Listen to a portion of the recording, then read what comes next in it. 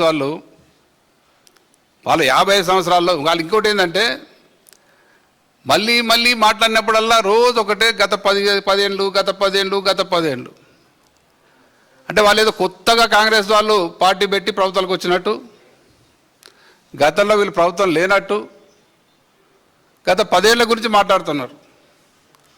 మరి గత 10 ఏళ్ళు ఓకే, అంతకంటే ముందు 10 ఏళ్ళు ఎవరున్నారు? 55 ఏళ్ళు మీరే ఉన్నారు, మాకంటే 10 ఏళ్ళ ముందు మీరే ఉన్నారు.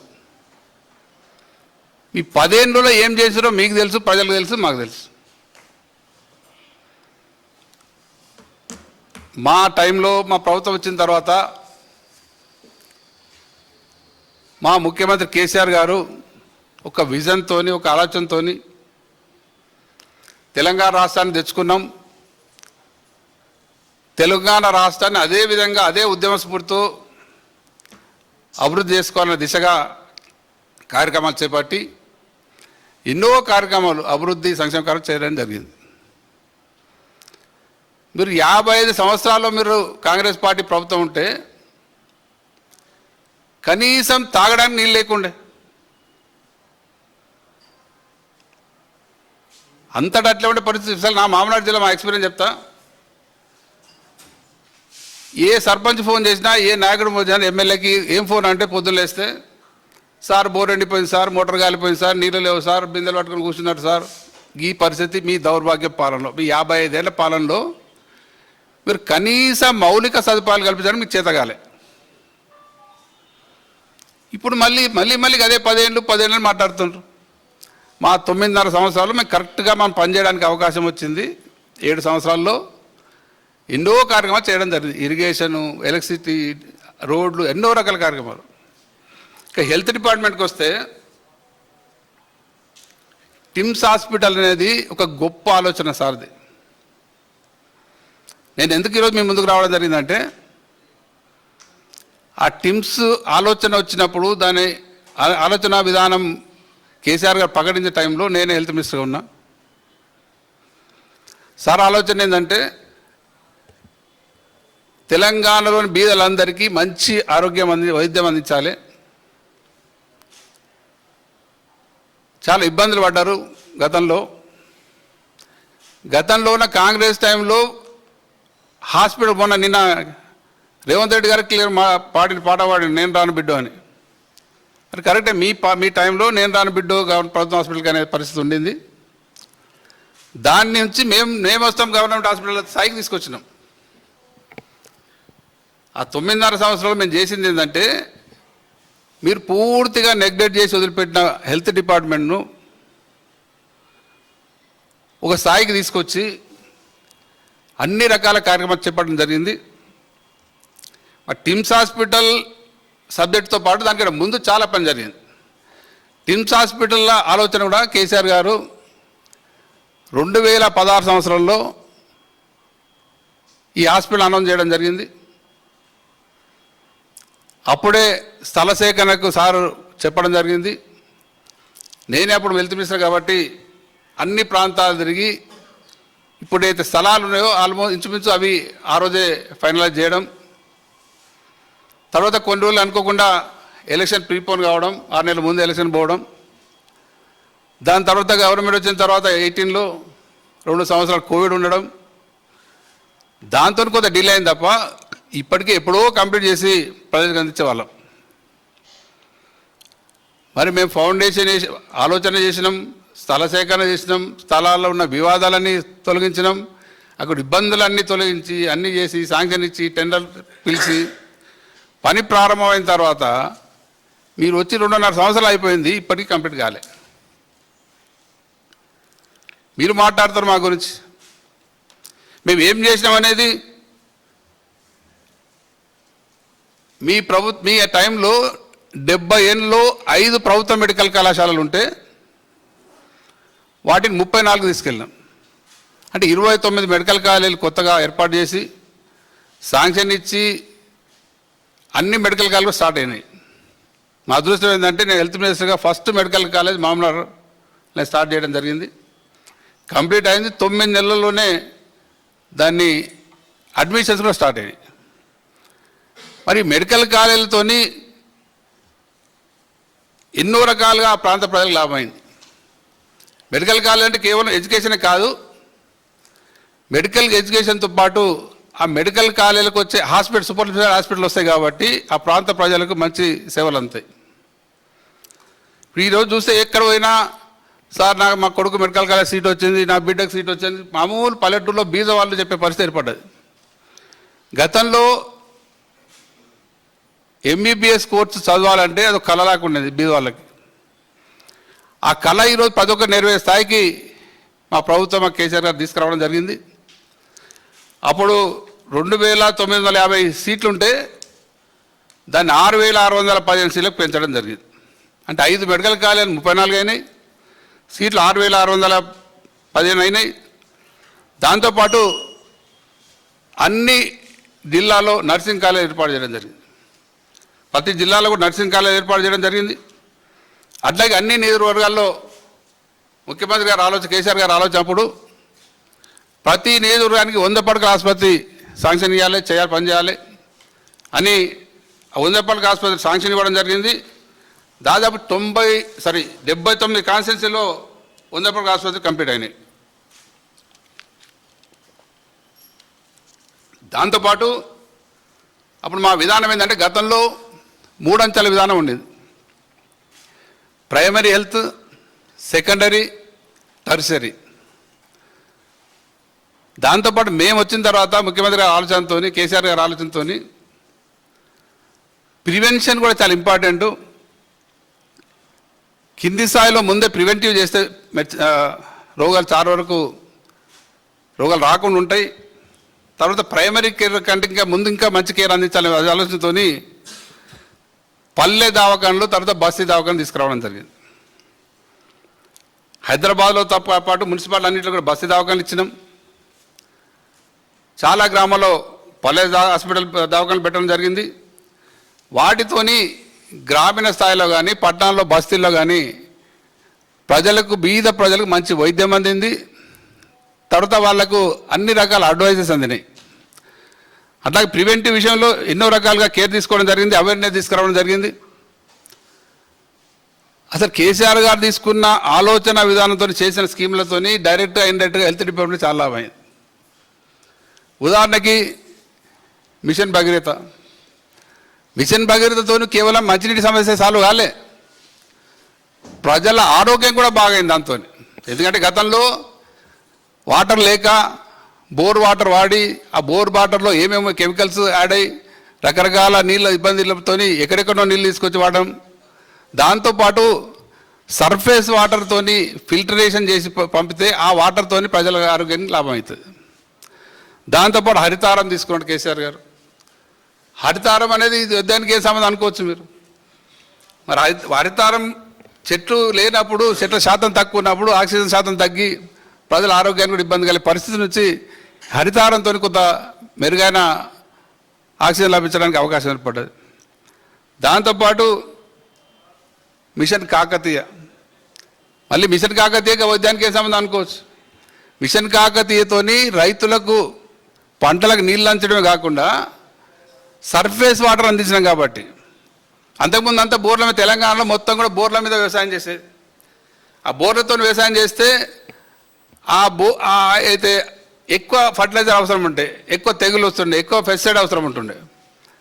అదే మీకు సర్ఫేస్ వాటర్ ఇస్తే, నది జలాలు పంటలకు అందిస్తే సారవంతమైన నీళ్ళు ఉంటాయి. దాంతో ఫర్టిలైజర్ తక్కువ పడుతుంది, పెస్టిసైడ్ తక్కువ పడుతుంది, క్వాలిటీ ఫుడ్ వస్తుంది. దాంతో ప్రజల ఆరోగ్యం బాగా అవుతుంది. అంటే ఇన్ని రకాలుగా మా ప్రభుత్వం తీసుకున్నట్టు దాంతో ఈ రకంగా ప్రివెంటివ్ అవకాశాలు ఏర్పడ్డాయి. ఇక ప్రైమరీ హెల్త్ విషయంలో గతంలో అసలు హాస్పిటల్ ఉన్నాయా లేవా, ఉంటే దాంట్లో మందులు లేకుంటుండే, డాక్టర్లు పోకుంటుండ్రి. అసలు గవర్నమెంట్ హాస్పిటల్ అంటేనే ఒక రకమైన పరిస్థితి ఏర్పడుండే. అటువంటిది మా ప్రభుత్వం వచ్చిన తర్వాత కేసీఆర్ ఆలోచనతో నేను మంత్రిగా ఉన్నప్పుడు ప్రైమరీ హెల్త్ సెంటర్ అన్నీ కూడా ఇంప్రూవ్ చేసినాం. ముఖ్యంగా దాన్ని ఉన్న అంబియన్స్ మార్చడం జరిగింది. ఇటువంటి తెలంగాణలో ఎక్కడ ఉన్న ప్రైమరీ హెల్త్ సెంటర్ సేమ్ ఒకటే కలర్ వేసినాం, దాంట్లో ఫర్నిచర్ ఇచ్చినాం, కర్టన్స్ ఇచ్చినాం, క్లీన్నెస్ చేసినాం, గ్రీనరీ ఏర్పాటు చేసినాం, మెడిసిన్స్ అవైలబుల్ చేసినాం. తర్వాత ప్రైమరీ హెల్త్ సెంటర్లో ఓపీ కనీసం ఎవరో 5-6 మంది వచ్చిపోయేవాళ్ళు. మా ప్రభుత్వం వచ్చిన తర్వాత ఓపీ పెరిగింది, ఐపీ పెరిగింది. ప్రైమరీ హెల్త్ సెంటర్లో డెలివరీలు చేసినాం. అసలు ప్రైమరీ హెల్త్ సెంటర్ డెలివరీ అనేదే లేకుంటుండే, డెలివరీ కూడా చేయడానికి అవకాశం ఏర్పడ్డది. తర్వాత సెకండరీ హెల్త్ సంబంధించి ఏరియా హాస్పిటల్ కానీ డిస్ట్రిక్ట్ హాస్పిటల్ ఇంప్రూవ్ చేయడం జరిగింది. అన్ని ఏరియా హాస్పిటల్లో డిస్ట్రిక్ట్ హాస్పిటల్లో ఎక్విప్మెంట్స్ అరేంజ్ చేయడం. అక్కడ కూడా మీరు చూస్తే హైదరాబాద్లో కానీ ఎక్కడ కానీ ఏరియా హాస్పిటల్స్ అన్ని డిస్ట్రిక్ట్ హాస్పిటల్ అన్నీ కూడా మోడర్న్గా వాటిని వాతావరణం కూడా, ఎందుకంటే హాస్పిటల్కి పోయినప్పుడు ఒక మంచి వాతావరణం ఉండాలి, ఆ రకంగా వాతావరణం కల్పించడం జరిగింది. ఎక్విప్మెంట్స్ అన్ని హాస్పిటల్ ఎక్విప్మెంట్స్ చేయడం జరిగింది. అట్లాగే టర్సరీ కేర్ విషయంలో ఇప్పుడే చెప్పినాం, మెడికల్ కాలేజ్ వచ్చినాయి కాబట్టి ఆటోమేటిక్గా సూపర్ స్పెషల్ హాస్పిటల్ అన్ని జిల్లాలు వచ్చేసింది. దాంతో హైదరాబాద్ మీద లోటు తగ్గింది. ఇక సూపర్ స్పెషాలిటీ హాస్పిటల్కి సంబంధించి నిమ్స్ ఇప్పుడు మనం మాట్లాడుకున్నాం. నిమ్స్ హాస్పిటల్ గతంలో 40 పడకల ఐసీయూలు ఉంటుండే, ఎమర్జెన్సీ బెడ్స్. ఇమ్మీడియట్లీ 100 పడకలు చేసినాం, అయినా సరిపోతలేవు. దాన్ని ఆలోచన చేసి మళ్ళీ కేసీఆర్ ఆలోచన విధానంతో 2000 పడకల అదనపు బిల్డింగ్ను శాంక్షన్ చేసి అది కూడా ఫౌండేషన్ వేయడం జరిగి పని నడుస్తుంది. తర్వాత ఐసీయూలు, ఇది ఎంత ఘోరం అంటే కాంగ్రెస్ వాళ్ళు, నేను మంత్రి అయిన తర్వాత కరీంనగర్ హాస్పిటల్కి పోయినా, హాస్పిటల్ అంతా తిరుగుకుంటా ఐసీయూలు ఎక్కడ ఉన్న అడిగిన, ఐసీయూ ఏడుందని అడిగిన. లేదు సార్ ఐసీయూ అన్నారు. అరే 500 పడకల ఆసుపత్రి, డిస్ట్రిక్ట్ ఆసుపత్రి, దీంట్లో ఐసీయూ లేకపోవడం ఏంది అంటే, లేదు సార్ ఎక్కర్లేదు రాష్ట్రంలో అన్నారు. హైదరాబాద్ వచ్చిన తర్వాత అధికారులను పిలిచి మాట్లాడి రివ్యూ పెట్టి, అసలు ఇంకా మన ప్రభుత్వ హాస్పిటల్లో ఐసీయూ లేకపోతే మనం ఏం ట్రీట్మెంట్ అందిస్తాం? అసలు ఎమర్జెన్సీలో ఒక బీద అతనికి ఏదైనా ఎమర్జెన్సీ వస్తే ఐసీయూకి పోవాలంటే డైలీ 20,000, 30,000, 40,000 వేస్తారు. వాళ్ళు అక్కడ కట్టలేని పరిస్థితి. లేదంటే వాళ్ళు మహబూబ్నగర్ నుంచో, ఆదిలాబాద్ నుంచో, కరీంనగర్ నుంచో ఎక్కడ రావాలి? ఉస్మానియాకో, గాంధీకో రావాలి. మరి అటువంటి పరిస్థితి మీ కాంగ్రెస్ గవర్నమెంట్లో మీ ప్రభుత్వ మీ పాలనలో దుస్థితి ఉంటే అన్ని హాస్పిటల్లో ఇమ్మీడియట్లీ అధికారులకు ఆదేశం చేసి అన్ని డిస్ట్రిక్ట్ హాస్పిటల్లో, ఏరియా హాస్పిటల్ ఐసీయూలు ఏర్పాటు చేయడం జరిగింది. దాంతో బీద ప్రజలకు ఎక్కడికక్కడనే ఎమర్జెన్సీ సేవలు అందించడం జరిగింది. మరి అట్లాగే ఎన్ఐసీయూలు, నియోనేటల్ ఐసీయూలు ఏర్పాటు చేయడం జరిగింది. మెటర్నల్ ఐసీయూలు, అసలు ఇంత పెద్ద హాస్పిటల్ ఎక్కడ ఐసీయూ లేకుంటుండే. పేటబుర్జ్ కానీ, సుల్తాన్ బజార్ కానీ ఎక్కడ కూడా, నీలోఫర్లో కూడా ఐసీయూ లేకుండే. అంటే నీలోఫర్ లాంటి, పేటబుర్జ్ లాంటి అంత పెద్ద హాస్పిటల్లో కూడా కనీసం ఐసీయూ లేని పరిస్థితి. ఎమర్జెన్సీ వస్తే మళ్ళీ ప్రైవేట్ హాస్పిటల్ పంపే పరిస్థితి, లేకుంటే ఉస్మానియాకో, గాంధీకో పంపాలి. ఈ దుస్థితి నుంచి మరి ఐసీయూలు ఏర్పాటు చేసినాం. అన్నిట్లో డెలివరీ రూమ్స్ ఇంప్రూవ్ చేసినాం. నేను ఎవరో పేట్లబుర్జ్ హాస్పిటల్ పోతే ఆ డెలివరీ లేబర్ రూమ్స్ అంటారు, ఎప్పుడో పాత టేబుళ్ళు, చిలుంపట్టిన టేబుళ్ళు, దుస్థితి భయంకరంగా ఉండేది. ఇమ్మీడియట్లీ చర్యలు తీసుకొని పేట్లబుర్జ్లో బ్రహ్మాండ కార్పొరేట్ హాస్పిటల్ ఎట్లయితే ఉంటాయో అంతకంటే బ్రహ్మాండంగా డెలివరీ సెక్షన్ ఏర్పాటు చేయడం జరిగింది. ఆ రోజు కేసీఆర్ గారు వచ్చి ఇనాగ్రేట్ చేసి.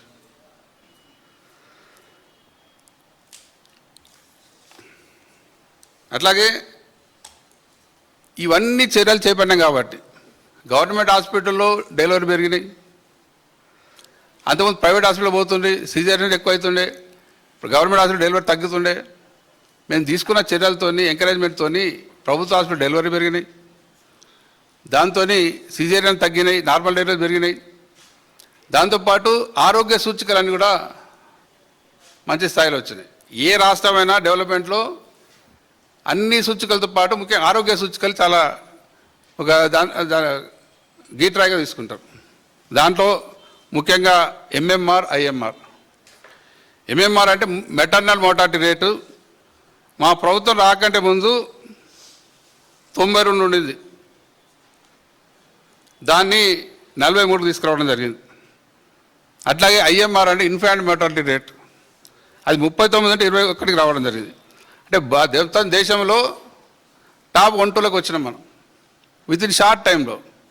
ఇవన్నీ చేస్తేనే వచ్చింది. అవన్నీ దీంతోపాటు తెలంగాణ డయాగ్నోస్టిక్స్. గతంలో ఏ ప్రభుత్వ హాస్పిటల్ కూడా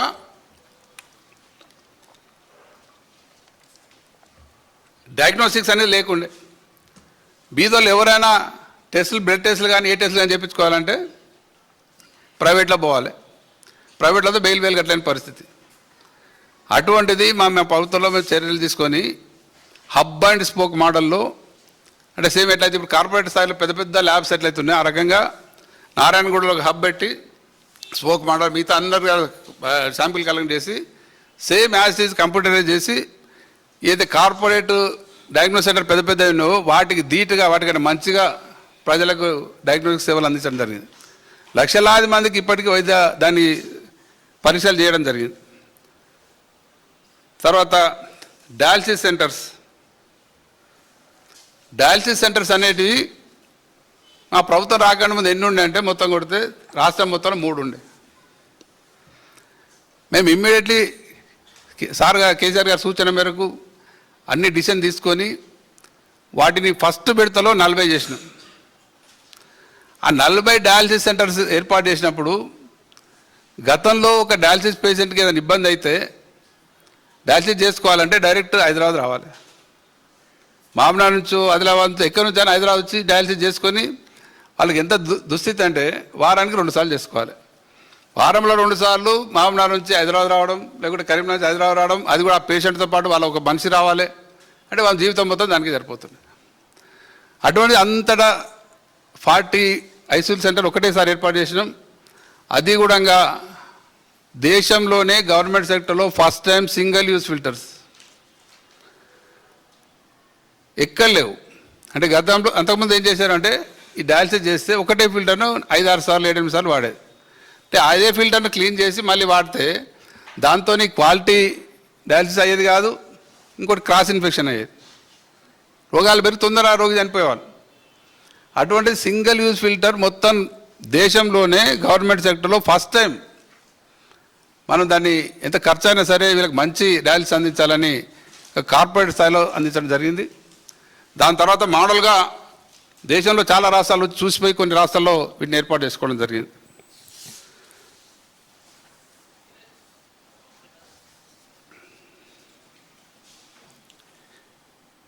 ఇక మలేరియా అంటే మేము ఈ కొద్ది సమయంలో మాకున్న 9:30లో పని చేయగలిగిన టైంలో ఏమేం చేయగలం, ఎంత మార్పులు తేయగలం దాని మీద మీరు గతంలో చూస్తే మా గవర్నమెంట్ రాకనే ముందు వర్షాకాలం వచ్చిందంటే మంచం పట్టిన మన్యాలని పేపర్లు వస్తున్నాయి. రోజు వార్తలు మంచం పట్టిన మన్యాలు, విష జ్వరాల మయం, ఇంటింటికి అంత జ్వరాలతో పడుకున్నారని. మరి ఇప్పుడు ఎక్కడ పోయినవి? మా ప్రభుత్వం వచ్చిన తర్వాత వచ్చి ఉన్నాయి అవి ఎందుకు తగ్గినాయి అంటే మేము చేసుకుంటూ పోయినా కానీ చెప్పుకోలే. అంటే మనకు మా బాధ్యత, మా ప్రజలు గెలిపించారు, ప్రజలు పని చేయాలి, చేసుకుంటూ పోదాం ఇదే పని మీద ఉన్నాం కేసీఆర్ గారు మేము అందరం తప్ప ఇంకా డబ్బా కొట్టుకుంటే పోలే. అంటే ఇప్పుడున్న ప్రభుత్వాలు ఏంటంటే వాళ్ళు చేసేటి 2-3 స్కీములు రోజు అవే డబ్బా కొట్టుకుంటారు. మేమే రోజు ఒక స్కీమ్, పొద్దున్న లేసి ఒక స్కీమ్, పొద్దున్న కొత్త స్కీములు ప్రజలు లాభం కలిగే విధంగా చేసినాం. నిజంగా ఇది ఎంత గొప్ప విజయం అంటే మాది కేసీఆర్ గారు ఆలోచన విధానంతో దాన్ని కరెక్ట్గా నేను మంత్రి అయిన తర్వాత ఎపిసోడ్ ఆదిలాబాద్ జిల్లా ఏజెన్సీ ఏరియాలు పోతే మొత్తం ఇంటింటికి జ్వరాలు. ఇమ్మీడియట్లీ మా టీంతో పోయినాం అక్కడికి. 3 రోజులు అక్కడే ఉన్నాం. అక్కడ లోకల్ టీంలు అంతా దాన్ని ఎంకరేజ్ చేసినాం, అవేర్నెస్ తీసుకొచ్చినాం, వాళ్ళకి హాస్పిటల్స్ ఏర్పాటు చేసినాం, ట్రాన్స్పోర్ట్ ఏర్పాటు చేసినాం.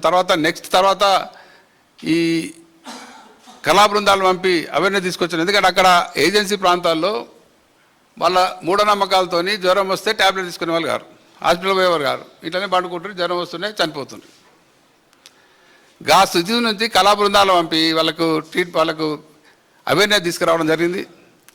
తర్వాత ఎవ్రీ ఇయర్ ముందే విష జ్వరాలు వచ్చే సమయాలు ఏదైతే వర్షాకాలం కంటే ముందే అన్ని డిపార్ట్మెంట్ కోఆర్డినేట్ చేసి ఒక టీం ఏర్పాటు చేసి అందరికి కలిసి అది మొత్తం కూడా కోఆర్డినేట్ చేయాలి, ఎక్కడ ఏం ప్రాబ్లం ఉంది, ఏం చేయాలని దాని మీద ఆ రకంగా మేము తీసుకున్న చర్యలతోని ఏజెన్సీ ప్రాంతాల్లో విష జ్వరాలు మాయమైనవి.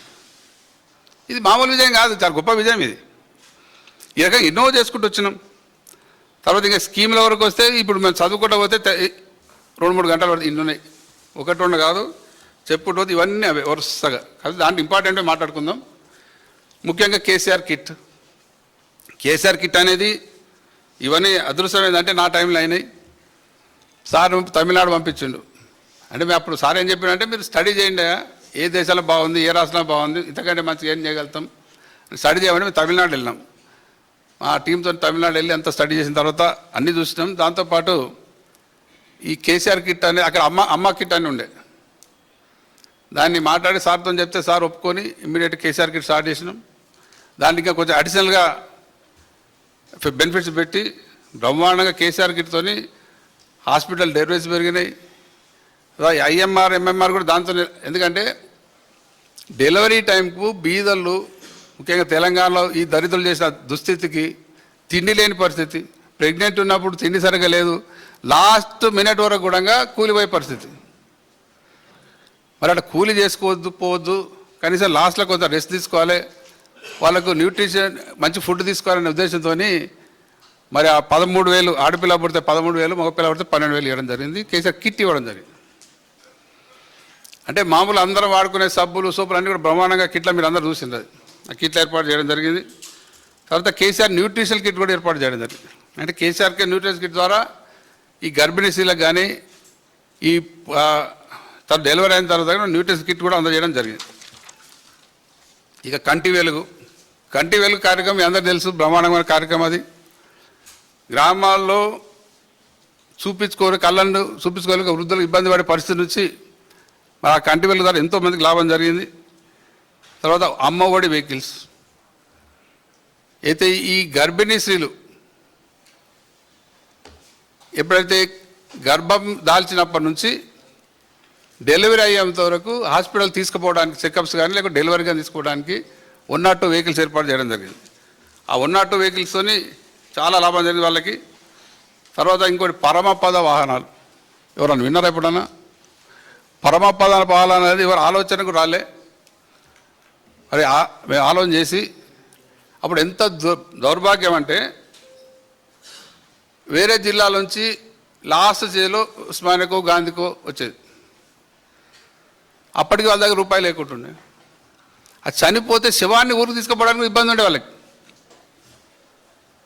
అప్పుడు అంబులెన్స్ వాళ్ళంతా రింగ్ లాక్ ఏర్పడి 10,000 20,000 అంటే వాళ్ళు ఆ అంబులెన్స్కి డబ్బులు లేని పరిస్థితి పడేది. అది దృష్టిలో పెట్టుకొని ఈ పరమపద వాహనాలని ఒక 50 వెహికల్స్ ఏర్పాటు చేసి ఉస్మానియాలో గాంధీలో అన్ని జిల్లా హాస్పిటల్ పెట్టి ఇక ఎవరు చనిపోయినా ఫ్రీగా శవాన్ని ఇంటి దగ్గర తీసుకుపోయి వదిలిపెట్టేవాళ్ళు. ఇట్లా ఇవన్నీ ఇటువంటి రకాల ఆలోచన చేసినా మీలాగా ఈ తొండి మాటలు లంగ మాటలు కావు. తర్వాత ఎంప్లాయీస్ హెల్త్ స్కీమ్ అప్పుడే పెట్టినాం, జర్నలిస్ట్ హెల్త్ స్కీమ్ అప్పుడే పెట్టినాం. ఎన్నోసార్లు దాన్ని మీటింగ్ పెట్టి దాని రకరకాల ఇంప్రూవ్మెంట్ చేయడం జరిగింది. తర్వాత అదే టైంలో కోవిడ్ వచ్చినప్పుడు కోవిడ్ మేనేజ్మెంట్ కూడా దేశంలోనే తెలంగాణలో బాగా బ్రహ్మాండంగా చేసిన దిశగా కోవిడ్ మేనేజ్మెంట్ చేసినాం. అప్పుడు కేవలం ఆక్సిజన్ బెడ్స్ ఎన్ని ఉండే అంటే 1,400 ఉండే ఈ కాంగ్రెస్ ఇన్ని రోజుల్లో. దాన్ని 34,000కు ఆక్సిజన్ బెడ్స్ ఏర్పాటు చేయడం జరిగింది. అన్ని బెడ్స్కు ఆక్సిజన్ అందించడం జరిగింది. అట్లాగే ఆక్సిజన్ ట్యాంక్స్ ఏర్పాటు చేయడం జరిగింది. ఆక్సిజన్ ఉత్పత్తి కేంద్రాలు ఏర్పాటు చేసుకోవడం జరిగింది. ఎమర్జెన్సీ ఏదొచ్చినా అందుబాటులో ఉండాలని. చెప్పుకుంటూ పోతే క్యాన్సర్ స్క్రీనింగ్, అన్ని జిల్లాలో క్యాన్సర్ స్క్రీనింగ్ ఏర్పాటు చేయడం జరిగింది. తర్వాత ట్రాన్స్ప్లాంట్ సర్జరీస్. అసలు గతంలో ప్రభుత్వం సెక్టర్లో ట్రాన్స్ప్లాంట్ సర్జరీ అనేది కళ. కిడ్నీ ట్రాన్స్ప్లాంట్ సర్జరీస్ కానీ, లివర్ ట్రాన్స్ప్లాంట్ సర్జరీ కానీ, హార్ట్ ట్రాన్స్ప్లాంట్ సర్జరీ చేసేయడానికి ఉస్మానియాలో గాంధీలో వార్డు ఏర్పాటు చేయడం జరిగింది. దాంతోపాటు ఐవీఎఫ్ సెంటర్లు, ఇది కూడా భారతదేశంలో మొట్టమొదటిసారి ఐవీఎఫ్ కేంద్రాలు. ఇన్ఫెర్టిలిటీ అయితే ఉన్న వాళ్ళకి ప్రైవేట్ హాస్పిటల్ పోతే చాలా ఇబ్బంది అవుతుంది, చాలా కాస్ట్ అవుతుంది, లక్షలు తీసుకుంటున్నారు. కాబట్టి గాంధీ హాస్పిటల్లో ఐవీఎఫ్ సెంటర్ని ఏర్పాటు చేసినాం. నేను ఆయన హెల్త్ మినిస్టర్ చెప్తా ఉన్నాను, మేము ఏర్పాటు చేసామని. అది మేము చేసింది, ఇప్పుడు ఆయన చెప్తా ఉన్నాడు.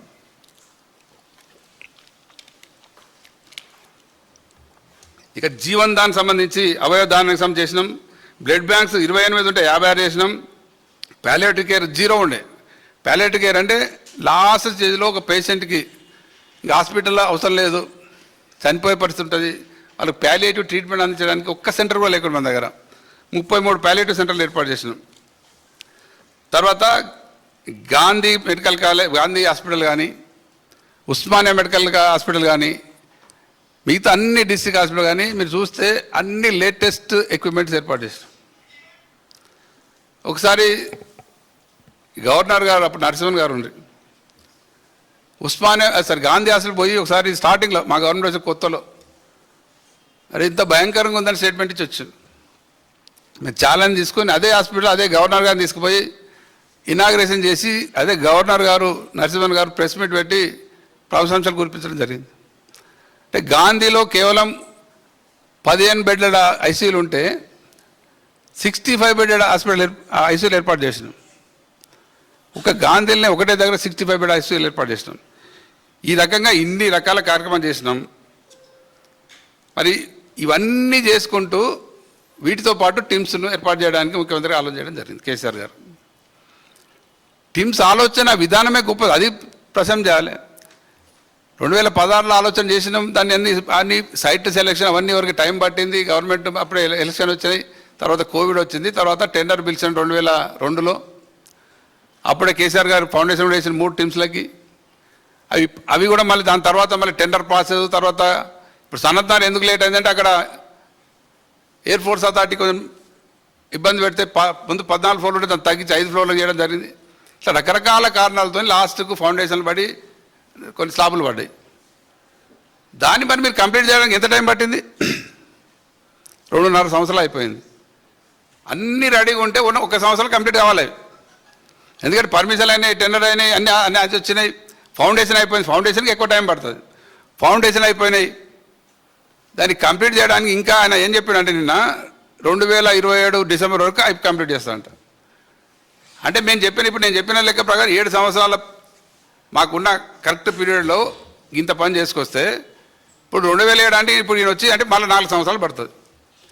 అన్నీ రెడీ చేసి అంత ఫౌండేషన్ అయిపోయి అంత స్లాబ్లు పట్టడానికి 4 సంవత్సరాలు టైం పడుతుంది. నువ్వు మాట్లాడతావు మా గురించి. ఇలా వరంగల్లో సూపర్ స్పెషల్ హాస్పిటల్ అంటే అంతటా ప్రజలకు. ఇంకోటి ఏంటంటే హైదరాబాద్ నలుమూలల కేసీఆర్ ఆలోచన ఏంటంటే 4 దిక్కుల 4 టిమ్స్ హాస్పిటల్స్ ఉండాలి. దాంట్లో 4 కూడా శాంక్షన్ ఇవ్వడం జరిగింది. గచ్చిపోలేదు, ఎందుకంటే ఆల్రెడీ బిల్డింగ్ ఉంది కాబట్టి దాన్ని బిల్డింగ్ శాంక్షన్ ఇవ్వలేదు. మిగతా 3టికి శాంక్షన్ ఇచ్చి టెండర్ ఇచ్చి పని స్టార్ట్ అయింది. ఈ రకంగా ప్రజలకు మంచి వైద్య సేవ అందించాలని మరి ఇంత బ్రహ్మాండంగా అసలు మీ పాలనలో నేను రాను బిడ్డు అనే హాస్పిటల్ కానీ దాని నుంచి మా గవర్నమెంట్ హాస్పిటల్లో మేము డెలివరీ చేసుకుంటాం. గవర్నమెంట్ ఒక కలెక్టర్ గవర్నమెంట్ హాస్పిటల్ వాళ్ళ మిస్సెస్ డెలివరీ చేయడం జరిగింది. ఆ స్థాయికి తీసుకురావడం జరిగింది. మళ్ళీ ఇప్పుడు మొదటికి వచ్చినాయి. ఇలా మళ్ళీ మీరు చూస్తే గవర్నమెంట్ హాస్పిటల్లో మందులు సరిగ్గా లేవు, డాక్టర్ సరిగ్గా ఉండలేదు, ట్రీట్మెంట్ సరిగ్గా లేదు. అంటే కాంగ్రెస్ పాలన, కాంగ్రెస్ కల్చర్ ఏందో మళ్ళీ ఆ స్థాయికి వచ్చింది. అంటే హాస్పిటల్ మేము చేసిన దాని నుంచి మేము ఇంప్రూవ్మెంట్ తీసుకొచ్చాం, మళ్ళీ కింద తీసుకుపోయారు. వీళ్ళు ఇష్టం వచ్చారు. నిన్న మేము స్టార్ట్ చేసాం మా ఆలోచన కేటీఆర్ అన్న దానికి టిమ్స్ హాస్పిటల్ను వాళ్ళు అందరూ వచ్చి ఫైనాన్స్ మినిస్టర్ కూడా వచ్చి చెప్పిండు మేమే చేసినామని. మీరు చేసింది ఏం లేదు. అసలు ఆటోమేటిక్గా కంప్లీట్ కావాలి. ఎప్పుడో 1 ఇయర్ అసలు వీళ్ళు యాక్చువల్లీ లేట్ చేయడానికి కారణం ఏంటంటే వీళ్ళు 1 ఇయర్లో యాక్చువల్ కంప్లీట్ అవుతుండే. 1 ఇయర్లో కంప్లీట్ అయితే మరి కేసీఆర్ పేరు వస్తుంది అని డిలే చేశారు. అంత గొప్ప వాళ్ళు మీరు. అంటే ప్రజలు ఏమన్నా కానీ ప్రజలకు ఆరోగ్యం లేకున్నా సరే కానీ మీ రాజకీయాల కొరకు కేసీఆర్కి ఏడో పేరు వస్తుందని మీ దౌర్భాగ్య ఆలోచనతో దాన్ని డిలే చేసి ఇప్పుడు ఇంకా 2027 డిసెంబర్ కంప్లీట్ చేస్తారంట. 2027 డిసెంబర్ అంటే ఇంకా సంవత్సరంన్నర ఉంది. ఇది పరిస్థితి. మరి ఇప్పటికైనా ప్రజలకు అంత అర్థమవుతుంది. ప్రజలు ఆలోచన చేస్తున్నారు, ప్రజలు చూస్తున్నారు, ఎదురు చూస్తున్నారు. ఎప్పుడెప్పుడు ఎలక్షన్ వస్తా, ఎప్పుడు వీళ్ళని సాగనందామని, మళ్ళీ ఎప్పుడు కేసీఆర్ తీసుకొద్దామని దిశగా ఆలోచన జరుగుతూ ఉంది. ఒక్క వైద్య రంగంలో కాదు, అన్ని రంగాల్లో అన్ని రకాల అభివృద్ధి ప్రవర్తన ముందుకు తీసుకెళ్ళాం. మేమైతే అభివృద్ధి దగ్గర తీసుకెళ్ళామో దాన్ని మీరు మళ్ళీ 10 ఏళ్ళు 20 ఏళ్ళు వెనక్కి తీసుకెళ్ళారు. ఈ రకంగా మీరు చేస్తారు. ఇంకా హెల్త్ బడ్జెట్ కూడా గతంలో ఉన్నదానికి 3-4 టైమ్స్ పెంచినాం. పర్ హెడ్ అయితే హెల్త్ బడ్జెట్ ఉంటుందో దాన్ని 3-4 టైమ్స్ పెంచడం జరిగింది. ఇన్ని రకాల మేము చేస్తే నిన్న నోటికి వచ్చినట్టు ముఖ్యమంత్రి గారు మాట్లాడతారు, మిగతా మంత్రులు మాట్లాడినారు. అదేదో మేమే చేసినామంటే అసలు ఎంత ఘోరం అంటే అసలు ఇది మా ప్రభుత్వంలో ఫౌండేషన్ అయింది, పని జరిగింది, అంత ఆలోచన వచ్చింది, ఫౌండేషన్ వేసిండ్రు అనేది ఎవరు మాట్లాడలే. ఇంకా బాధ ఏంటంటే ఏ పేపర్ కూడా రాలే. అంతటా చూసడానికి చూస్తే ఛానల్ ఎక్కడ చూస్తే కొత్తగా గవర్నమెంట్ వచ్చిన తర్వాత అవి స్టార్ట్ చేసినట్టు, వీళ్ళే దాన్ని కంప్లీట్ చేసినట్టు, ఆయనే ఈరోజు ఇనాగ్రేట్ చేసినట్టు చెప్పుకోండి. ఎక్కడ చూస్తే అదే జరిగింది. మరి ఆ పరిస్థితి ప్రజలకు వివరించాలని ఈరోజు మేము ముందుకు రావడం జరిగింది. సరే అంతటా కూడా ప్రజలకు అర్థమవుతుంది ఎవరేం చేస్తున్నారని. కాకపోతే ఎందుకంటే ప్రజలకు తెలియాలని ఈరోజు మేము ముందుకు రాసి మళ్ళీ ఒకసారి చెప్పడానికి నిర్ణయం తీసుకోవడం జరిగింది. మరి మీ అందరు కూడా ఇచ్చేసినందుకు మీ అందరికి ధన్యవాదాలు తెలియజేస్తూ అందరికీ నమస్కారం.